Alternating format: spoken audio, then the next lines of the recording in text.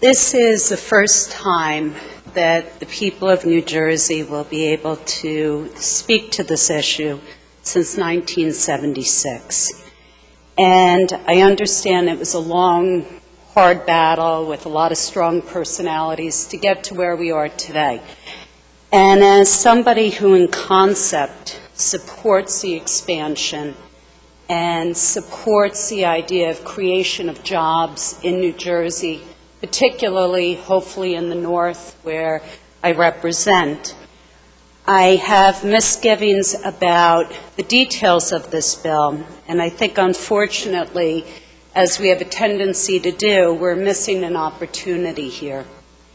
Sometimes we get caught up in digging our heels in, and as a result, we fail to hear other voices, other ideas, and I think this bill is somewhat a product of that.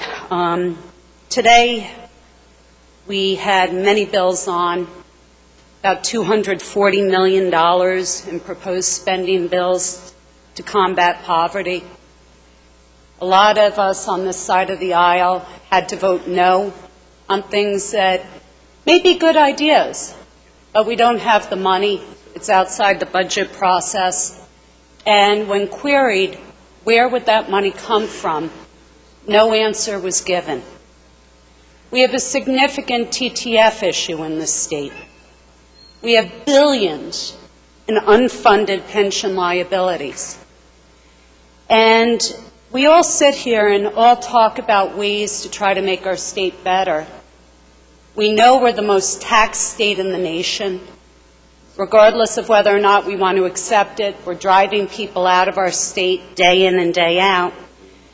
And for the first time since maybe 1976, we're talking about, if you believe the projections, a potential, real, significant source of additional income coming into this state, additional revenue coming into this state without us having to tax our residents, our businesses. Assemblywoman, I've given you a lot of latitude. You've gone this is directly on the bill, with all due respect.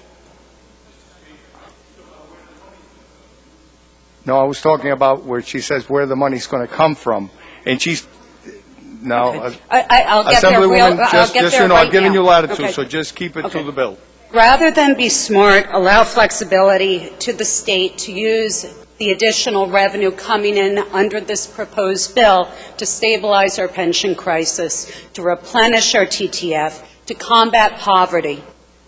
This bill constitutionally prohibits us and prohibits the state from using $1 of any added revenue towards any of these items. So, as we sat and we had hearings on this, I asked the NJEA, I asked the CWA, why aren't you fighting for some of this money, for some of these things, to stabilize our pensions, to use some of that money for a period of time, to at least get things, right the ship. And, here we are, where this money is going to go into different pots, none of which are allowed to be used for the issues that are the most significant issues plaguing New Jersey right now. And the way that this bill's been structured, it contemplates, and I know Chris Brown will get up and he'll have a much different take on this bill than I do, but takes a very large chunk of money in perpetuity and sends it to a city of less than 40,000 residents, contemplating that Atlantic City will never be financially stable on its own. So where I otherwise would have really supported the concept of this, today I'm going to have to abstain, notwithstanding the potential job creation, notwithstanding some of the other items that could be beneficial for our state, because the way that the money is going to be constitutionally prohibited from us to be able to use for the most pressing matters in our state today, I really believe is a missed opportunity. Thank you.